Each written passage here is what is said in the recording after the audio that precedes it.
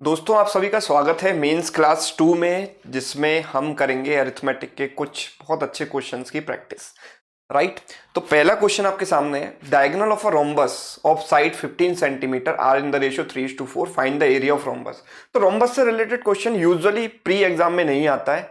Pre exam में square, rectangle, circle, 2D में ये सब, और 3D में सिलेंडर, कोन और स्फेयर से रिलेटेड क्वेश्चंस आते हैं, लेकिन रोम्बस से रिलेटेड क्वेश्चंस मेंस एग्जाम में आ सकता है। तो जैसे कि ये सवाल है, बहुत ज़्यादा मुश्किल नहीं है, मॉडरेट लेवल का है, लेकिन रोम्बस की बेसिक प्रॉपर्टी आपको पता होनी चाहिए। तो यहाँ पर हमें दिया गया है साइड 15 है। देखो, हर क्वेश्चन को करने का तरीका ये है, जहाँ पर जो भी मैं क्वेश्चन करा रहा हूँ, आप जब ये वीडियो देखें, ये वीडियो रिकॉर्डेड फॉर्म में इसलिए दिया जा रहा है ताकि आप कम से कम समय में ज़्यादा से ज़्यादा आउटपुट निकाल पाएं और कम समय में ज़्यादा क्वेश्चंस की प्रैक्टिस कर पाएं, है ना। तो इसीलिए मैं रिकॉर्डेड में इस सेशन को अपलोड कर रहा हूं, लेकिन आपका टास्क ये है कि आप इसको वीडियो को पॉज करके क्वेश्चन पहले खुद सॉल्व करना, उसके बाद सॉल्यूशन देखना। ठीक है, तो एक बार इसको ट्राई करना। चलिए सॉल्व करते हैं इसको। रोम्बस बना लेते हैं। रोम्बस में क्या होता है कि चारों साइड्स इक्वल होती हैं, लेकिन एंगल 90 डिग्री नहीं होता। सारे एंगल 90 डिग्री नहीं होते स्क्वायर की तरह, है ना। लेकिन रोम्बस की एक खास बात यह है कि इसके जो डायगोनल्स हैं वो एक दूसरे पर परपेंडिकुलर होते हैं और एक दूसरे को इक्वल पार्ट्स में डिवाइड करते हैं। परपेंडिकुलर बाइसेक्टर होते हैं एक दूसरे के। अब देखो, रोम्बस के डायगोनल्स का रेशियो अगर 3:4 है, सो दैट सिंपली मीन्स कि उन डायगोनल्स के हाफ का रेशियो भी 3:4 होगा। भाई, अगर मैं 3 का हाफ करूं और 4 का हाफ करूं और इनका रेशियो लूं, तो हाफ का रेशियो भी तो 3:4 ही आएगा। यानी कि ये जो डायगोनल के आधे आधे पार्ट हैं, तो इनका रेशियो भी 3:4 हुआ। तो अगर मैंने इसको 3x माना तो ये 4x हो गया। और हम ये जानते हैं कि राइट एंगल ट्रायंगल में पाइथागोरस थ्योरम अप्लाई हम कर सकते हैं, और हम ये जानते हैं कि अगर ये 3x 4x होता है तो ये 5x होता है ना। √3 का स्क्वायर प्लस 4 का स्क्वायर बराबर 5 है ना। तो 3 4 5 पाइथागोरियन ट्रिपलेट्स हैं। अब रोम्बस की हमें जो साइड दी गई है वो 15 दी गई है। दैट सिंपली मीन्स कि 5x बराबर 15। सो यहां से x की वैल्यू क्या आ गई निकलकर? 3 आ गई। जब x की वैल्यू 3 आ गई तो ये कितने हो गए? ये साइड हो गई, ये पूरा डायगोनल 3x प्लस 3x यानी 6x, यानी 6 इंटू 3 कितना हो गया? 18, right. And this is 4x, 4 plus 4 8x, यानी कि कितना हो गया ये? 8 इंटू 3 24, राइट। अब हमसे क्वेश्चन में क्या पूछा गया है? हमसे क्वेश्चन में पूछा गया एरिया ऑफ रोम्बस। तो हमें ये पता होना चाहिए, this is diagonal 1, this is diagonal 2, तो हमें पता होना चाहिए कि area of rhombus is always, this is very important formula, आप इसको नोट डाउन कर सकते हैं, half into product of diagonals, half into d1 into d2। So it is half into 18 into 24, right. Yes, clear है सभी को? ठीक है, तो हाफ इंटू 18 इंटू 24 कितना हो गया? 2 से गया ये 9 times, and 24 into 9 is what? 216। 216 जो है इसका आंसर आ जाएगा। क्लियर? 216 इसका आंसर आ जाएगा। सभी को समझ में आ गई बात? यस। चलिए आगे बढ़ते हैं सेकंड क्वेश्चन की तरफ। मैं ये चाहूंगा कि आप इस सेकंड क्वेश्चन को एक बार ट्राई करें खुद से। यस, एक बार खुद से ट्राई करें, फिर हम इसको डिस्कस करेंगे। जल्दी से इसको ट्राई करो।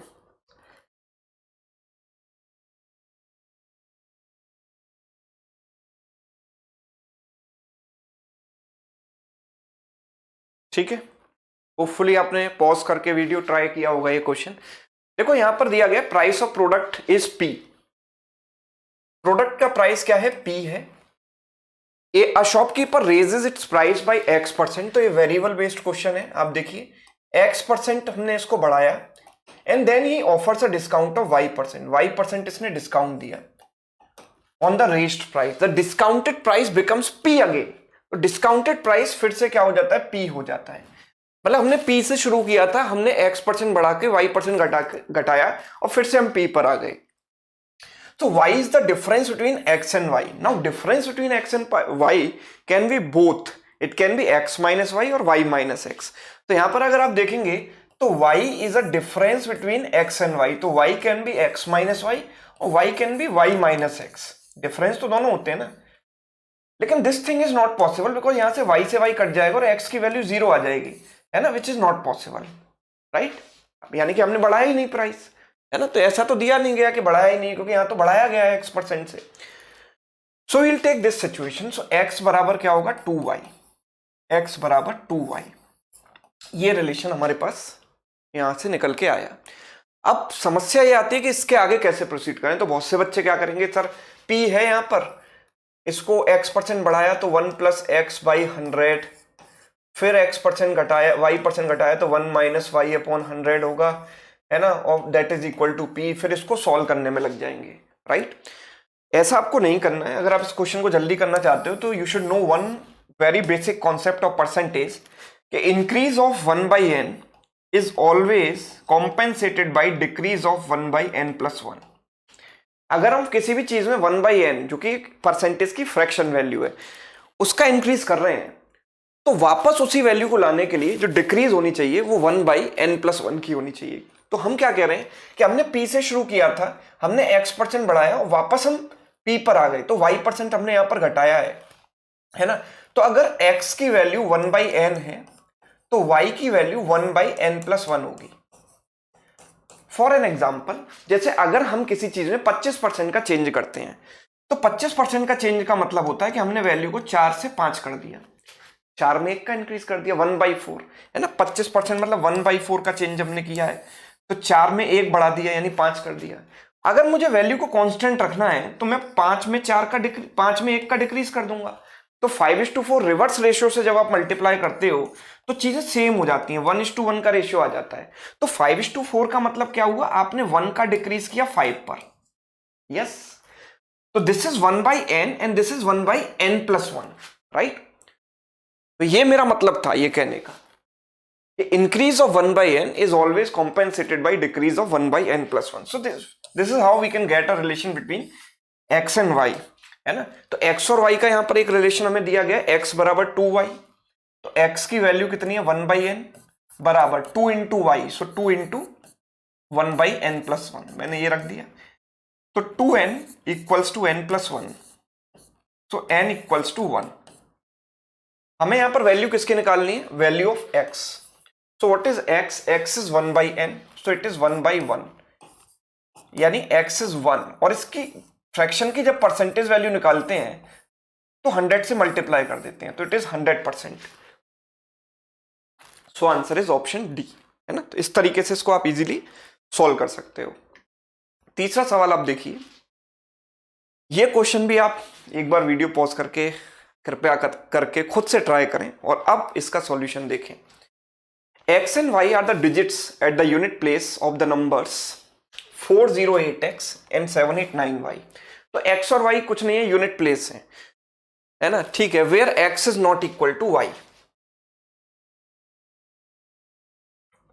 ठीक है।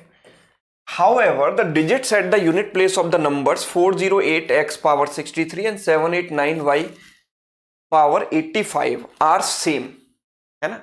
अब आपको यह पता होना चाहिए कि यूनिट डिजिट किसी भी पावर की उसके बेस के यूनिट डिजिट पर ही डिपेंड करती है। तो बाकी ये सारी चीजें तो मतलब इनका तो कोई यूज ही नहीं है, केवल unit digit per unit digit depend करेगी। तो देखो x की पावर 63 एंड y की पावर 85, इनकी यूनिट प्लेस सेम होनी चाहिए। तो ये कैसे मैं यहां पर दिमाग लगाऊं, कैसे सेम मैं मतलब क्या रखूं यहां पर वैल्यू कि ये सेम आ जाए, x और y की वैल्यू क्या रखनी चाहिए कि ये इनकी जो यूनिट डिजिट है पावर्स की सेम आ जाए। तो जब आप यूनिट प्लेस फाइंड आउट करने वाला मेथड पढ़ते हैं तो आप उसमें एक चीज पढ़ते हैं साइक्लिसिटी, है ना। जैसे कि 1 की साइक्लिसिटी, किसी भी चीज की पावर 1 है तो वो हमेशा 1 में ही एंड होगा। अगर किसी भी चीज की पावर 2 है तो 2 की पावर 1 2, 2 की पावर 2 4, 2 की पावर 3 8, 2 की पावर 4 16, देन 2 की पावर 5 32, देन 64 128, देन 216, राइट। आप ये 256, तो आप ये देख पा रहे हो कि हर 4 के बाद ये साइकिल रिपीट होता है, 2486 2486, है ना। तो इसकी साइक्लिसिटी भी मैं 1 ना मानकर 4 ले सकता हूं। अगर मैं 3 की बात करूं तो 3 की पावर 1 इज 3, 3 की पावर 2 9, 3 की पावर 3 7 में एंड होगा, देन 1 में एंड होगा, फिर 3971 3971 रिपीट होता रहेगा।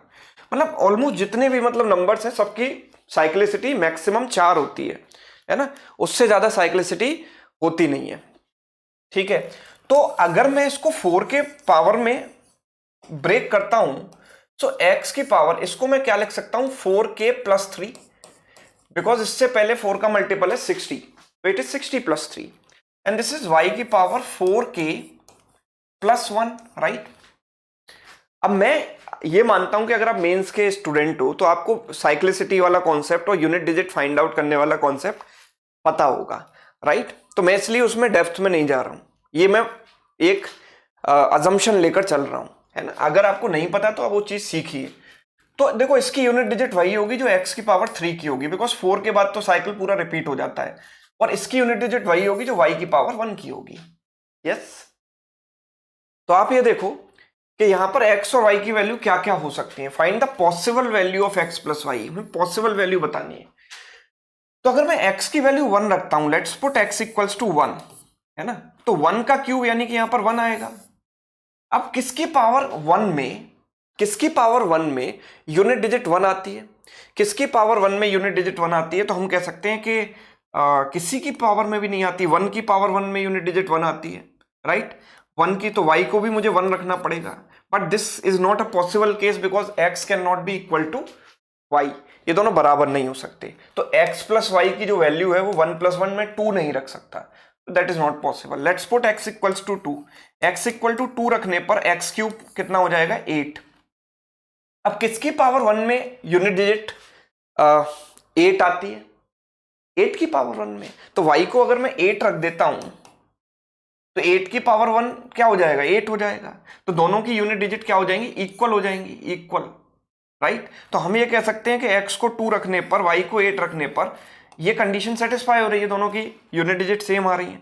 तो 2 plus 8 is 10, so 10 is a possible value. Possible value तो पूछी गई थी, है ना, पॉसिबल वैल्यू ही पूछी गई है, तो 10 एक बार पॉसिबल हो गया, आगे भी पॉसिबल हो सकता है। जैसे कि अगर मैं 3 की पावर 3 रखूंगा, तो 3 की पावर 3 रखूंगा तो 3 की पावर 3 क्या होगा, 27, तो 7 में एंड होगा, राइट। यानी x को मैंने 3 रख दिया, और y को अगर मैं 7 रख देता हूं तो 7 की पावर 1 7 हो जाएगा, राइट। तो दोनों इक्वल हो गया, यानी कि अब देखो x की वैल्यू 3 हो गई, y की वैल्यू 7 हो गई, और 3 प्लस 7 यहां पर भी 10 बन रहा है, तो हमेशा ये 10 बनेगा, है ना। आप और भी केसेस ले सकते हैं। चलिए अगले सवाल की तरफ बढ़ते हैं। अगला सवाल बहुत ही प्यारा सवाल है, यूनिक क्वेश्चन है अपने आप में। देखो, एन एंटिक स्टोर, आपने नंबर सीरीज बहुत देखी होंगी पर इस टाइप के नंबर सीरीज आपने कभी नहीं सॉल्व किया होगा। Number series in terms of arithmetic, देखो जरा। An antique store has a collection of 8 clocks. At a particular moment, the display times on the screen of 8 clocks were as follows.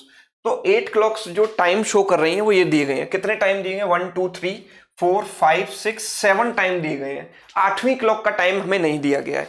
If the display times of all 8 clocks from a mathematical series, they form a mathematical series.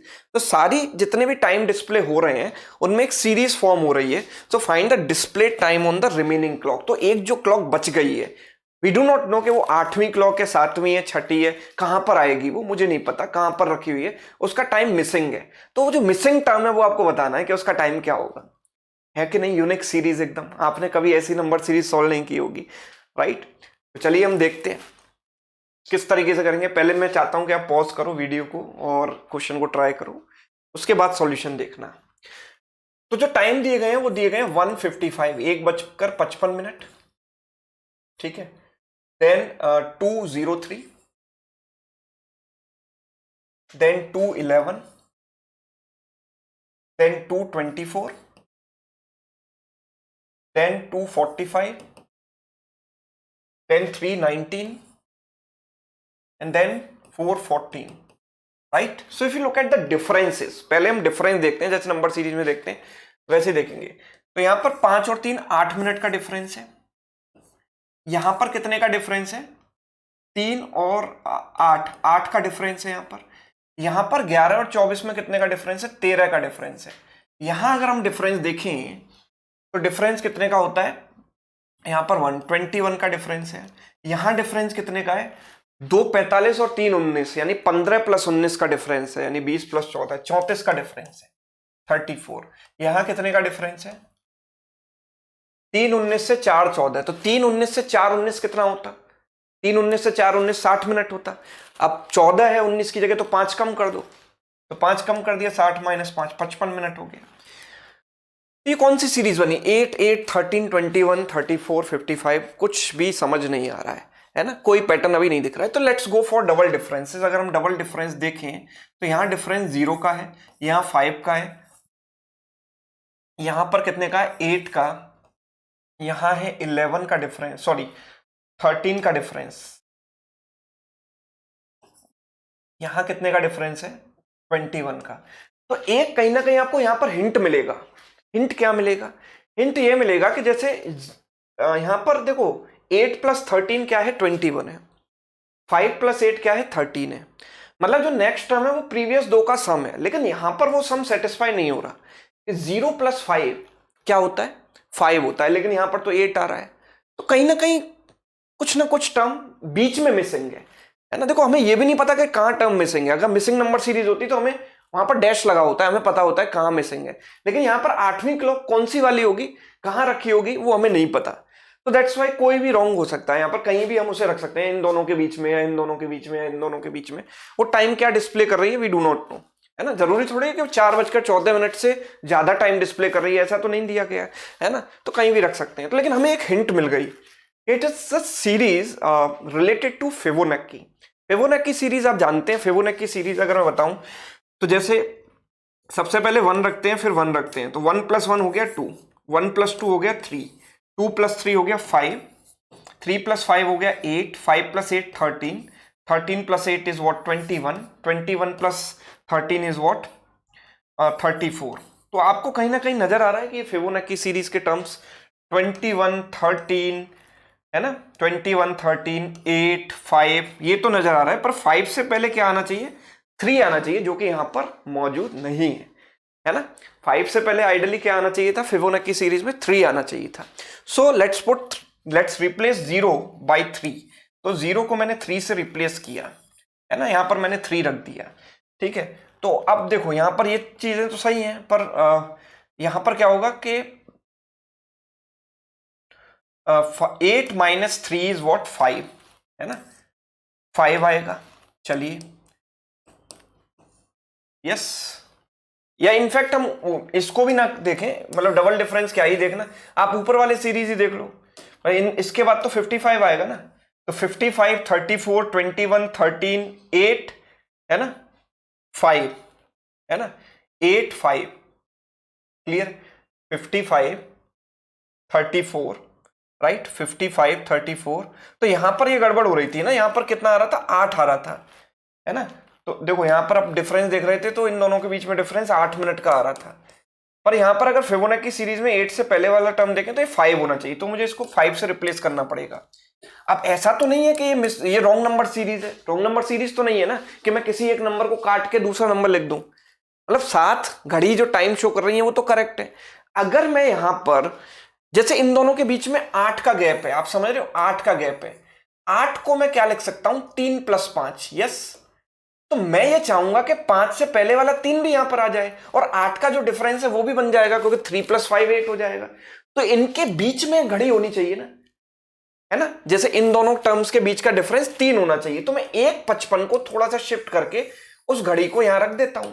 भाई मैं 1:55 को यहां कर देता हूं, और जो घड़ी है 1:58 बजाएगी, 3 मिनट का गैप, है ना। 158 कर दिया। तो आप जरा देखें यहां पर 3 का गैप आ गया और यहां पर 5 का आ गया। तो ये पूरी की पूरी सीरीज सेटिस्फाई हो जाएगी।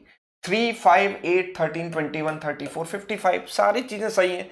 तो ये जो मिसिंग वाली घड़ी थी, जो हमें नहीं पता थी, उसका टाइम क्या होगा? 1:58 PM, वो यहां पर आएगी। Yes, option B. यस। तो ऐसी कमाल की नंबर सीरीज आपने पहली बार देखी होगी अरिथमेटिक के क्वेश्चन में। चलिए आगे बढ़ते हैं। नेक्स्ट क्वेश्चन देखिए, बहुत ही शानदार सवाल है, थोड़ा लॉजिकल है, ध्यान से समझें। Rahul has an interesting habit of spending money. Rahul की एक आदत थी, इंटरेस्टिंग सी आदत थी पैसा खर्च करने की।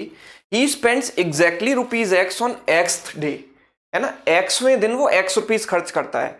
जैसे कि आज 5 तारीख है तो 5 रुपए खर्च करेगा, आज अगर 26 तारीख है तो 26 रुपए खर्च करेगा, 21 तारीख है तो 21 रुपए खर्च करेगा, एंड सो ऑन। मतलब ऐसे ही वही चीज यहां पर एग्जाम्पल के तौर पर दी गई है। On a few days in a year, Rahul noticed that his cumulative spending during the last 4 consecutive days can be expressed as 2 की power n, where n is a natural number. What is the possible value of n?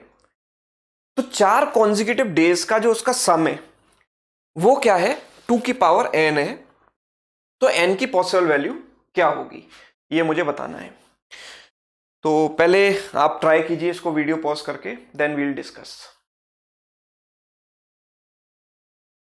सो जैसे आज अगर x तारीख है तो Rahul amount खर्च करेगा x, next day कितना करेगा x+1, उसके नेक्स्ट डे x+2 है ना, और उसके नेक्स्ट डे x+3 है ना, कॉन्जिक्यूटिव नंबर्स आएंगे है ना, ऐसे खर्चा करेगा।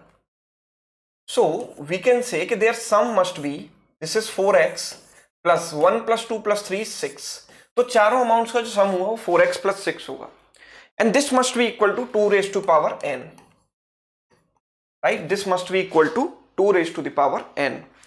पर आप ध्यान से समझिए 2 की पावर कोई भी होगी वो 4 का मल्टीपल तो होगी, बस 2 की पावर 1 को छोड़कर, 2 की पावर 1 को छोड़कर n is a natural number, तो 1 से शुरुआत हो सकती है।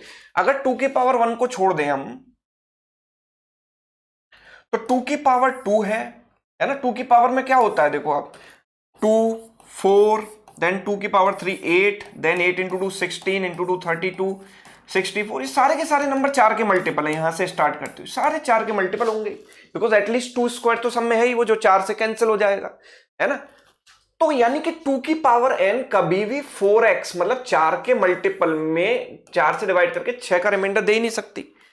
इनफैक्ट हम इसको 4x + 4 + 2 लिख सकते हैं, यानी 4x + 2 भी लिख सकते हैं। तो 4 के मल्टीपल हमेशा ही होगी, तो 4x + 6 के फॉर्म में तो 2 की पावर कभी हो ही नहीं सकती। तो आइडियली तो इसका आंसर ये होना चाहिए कि नो सॉल्यूशन पॉसिबल, पर ऐसा तो ऑप्शन दिया ही नहीं गया।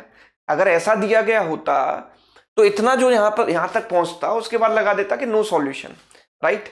लेकिन ऐसा यहां पर दिया नहीं गया, ये एक अच्छी बात है, ये आगे आपको सोचना पड़ेगा है ना। अगर दिया होता तो आप वो लगा देते आंसर, वो गलत हो जाता है ना, that would be counted as most common incorrect answer, पर वो यहां पर दिया नहीं गया है।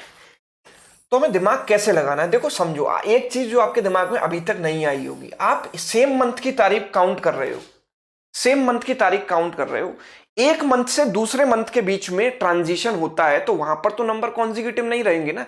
जैसे कि आज मैं बात करूं कि दिसंबर चल रहा है, अगर 29 दिसंबर को वो 29 रुपए खर्च करेगा, 30 दिसंबर को 30 रुपए खर्च करेगा, 31 दिसंबर को 31 रुपए खर्च करेगा, उसके बाद तो 32 रुपए थोड़ी खर्च करेगा। 1 जनवरी आ जाएगी तो 1 रुपया खर्च करेगा ना, उस समय तो ये 4 कॉन्जिक्यूटिव नंबर्स नहीं बनेंगे। हमने जो नंबर लिए x + 1 x+2 x+3, वो 4 कॉन्जिक्यूटिव नंबर लिए, उस केस में हमने ये चीज डिससेटिस्फाई हो गई कि वो 2 की पावर n के फॉर्म में कभी हो ही नहीं सकता।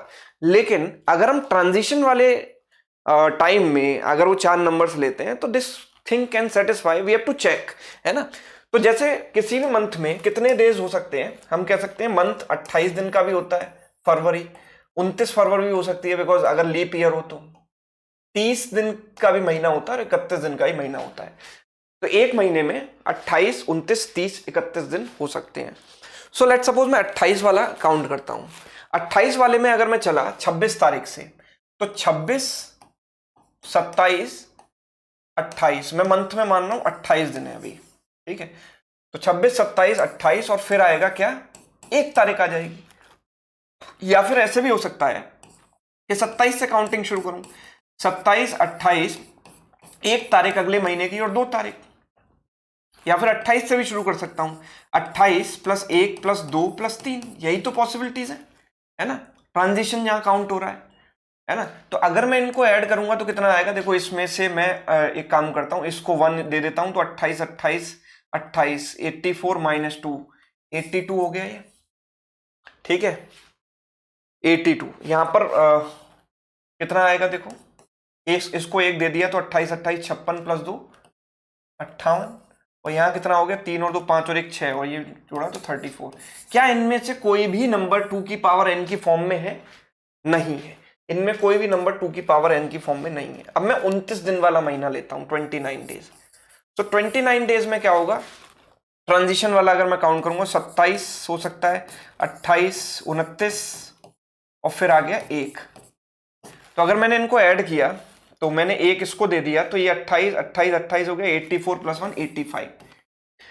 या 28 से अगर शुरू करें तो 28 29, ठीक है, 29 का महीना है, तो फिर 1 और 2 है ना, एक इसको दे दिया 29 29 58 प्लस 2 60 हो गया, राइट।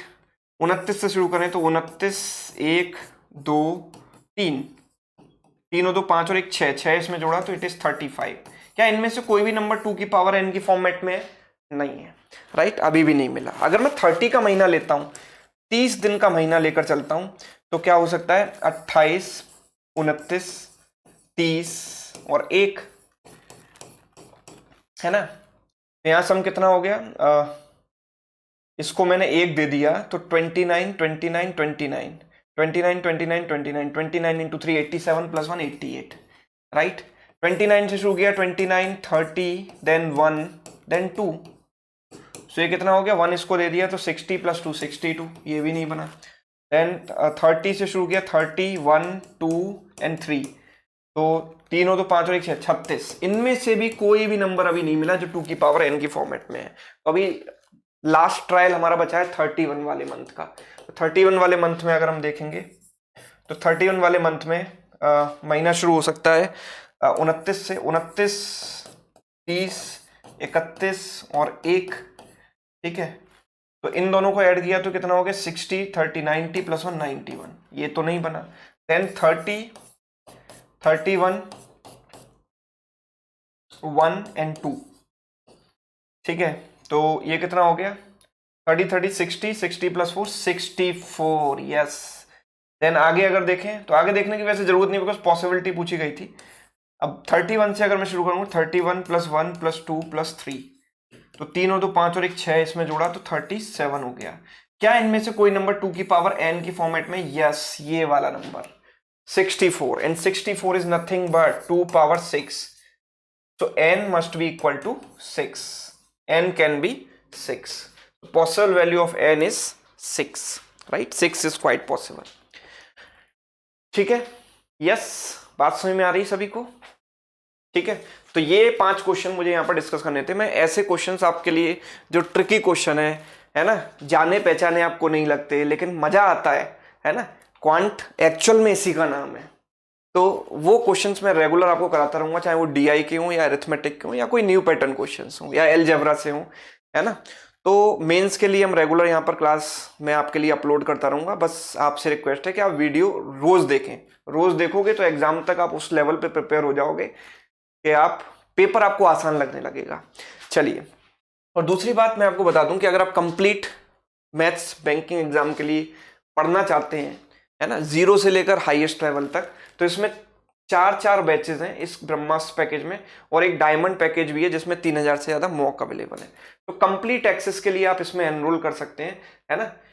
इसका प्राइस वैसे तो 999 है, लेकिन आज जो डिस्काउंट चल रहा है उसके लिए क्या कोड है, क्या कूपन कोड है, कौन सा एप्लीकेबल है, तो sumitsaracademy.com वेबसाइट या सुमित सर अकेडमी ऐप आप विजिट कर सकते हैं, राइट। ये कंप्लीट पैकेज है, बहुत जबरदस्त अपने आप में, ठीक।